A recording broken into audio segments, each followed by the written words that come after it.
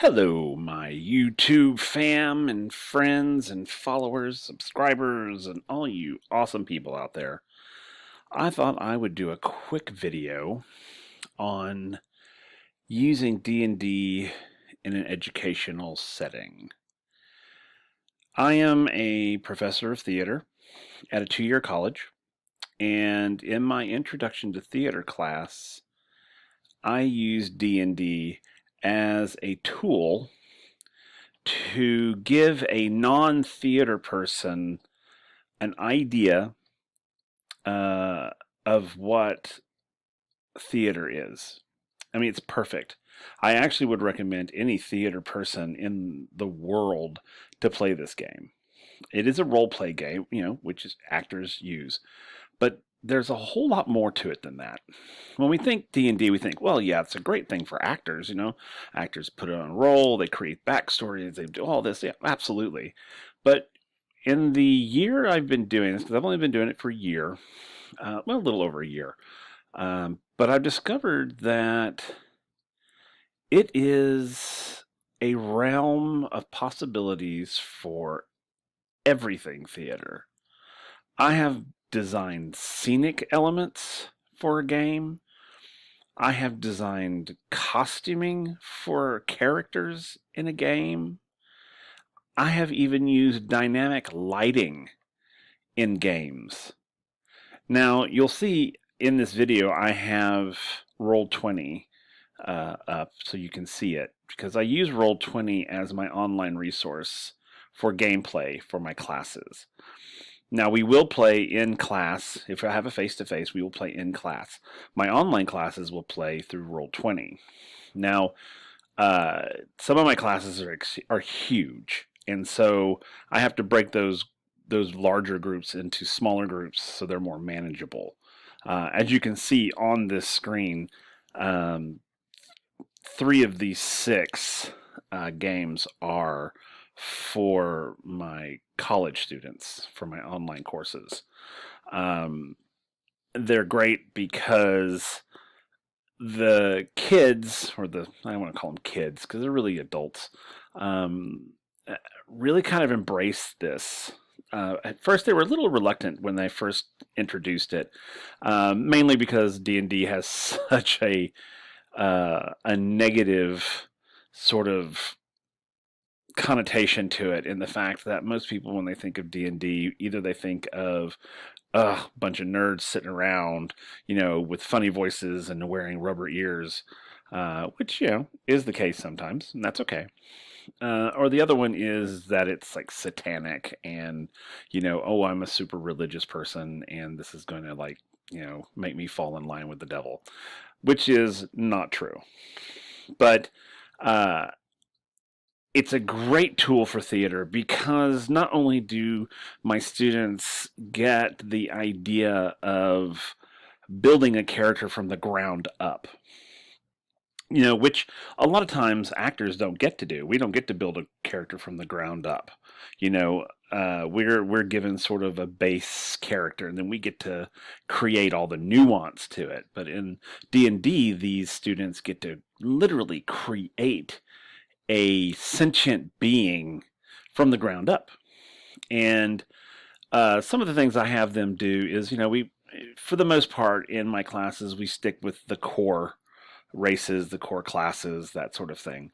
If I have someone who has in my class that's already plays D&D, then I kind of let them kind of go beyond the core.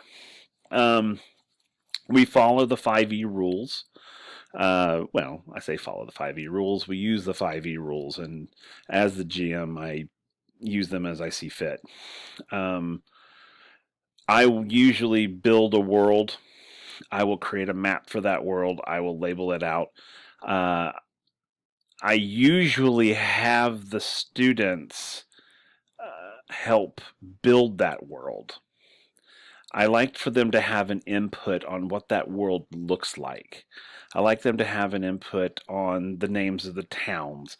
Are there any rivers? Are there mountains? Is it all forest? Is it deserty? I like for them to have that because it gives them a sense of ownership. And that's really the only way you're going to get them to commit is if they have some sort of accountability and ownership in this game. Now, and they name those characters. I mean, that's what it is, and they become very attached. At first, when we first play, they're very much like, this is a silly game. But once you get them into their first combat situation, it completely changes. Their whole attitude, demeanors, everything. When they're attacked by something, they get extremely involved in it. They get emotionally attached to these characters. Um, it I use it in my theater class because it really sort of fits well with our GECs, our general education, uh, and because it does sort of spark that critical thinking that you need. Because theater is very critical thinking. You have to solve problems. I mean, it's very much about problem solving. And this is the same way. And teamwork is another one. Social responsibility, communication. Those are the four GECs for the arts, for theater arts, the creativity GEC. Um, so these students learn to work as a team. Now, again, once they first start out, they're not thinking teamwork. They're thinking individual. They're like, oh, I'll do this, and it doesn't matter what it does to my party.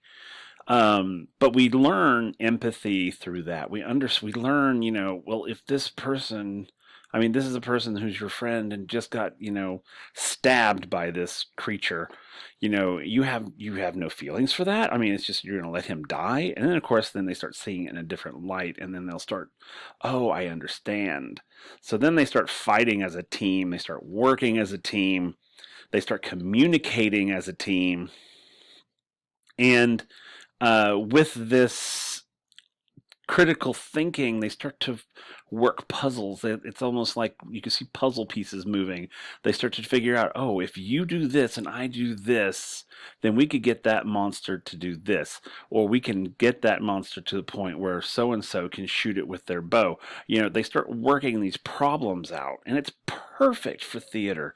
I'm going to get all of my theater classes involved in this. We're going to start using elements of the D&D in my other theater classes because it's just fantastic. Then they have social responsibility because they're coming into towns.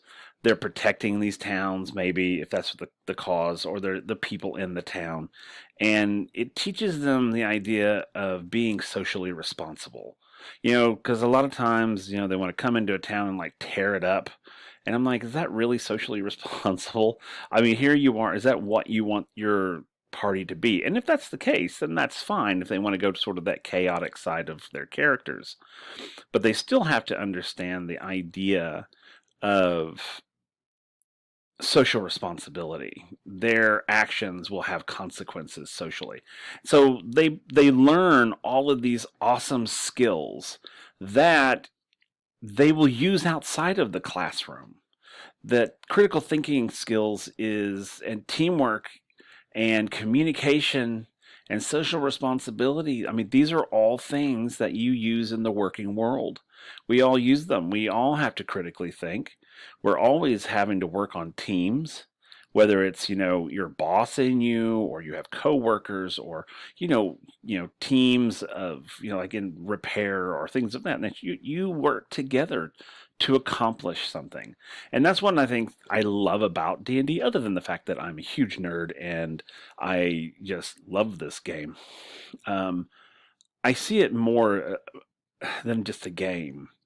I mean, it teaches life lessons. Yes, and it teaches life lessons in a fun, nerdy kind of way, but when they come out of it at the end, I hope that they have learned something. And I've gotten responses back for it, both positive and not really negative, but sort of meh.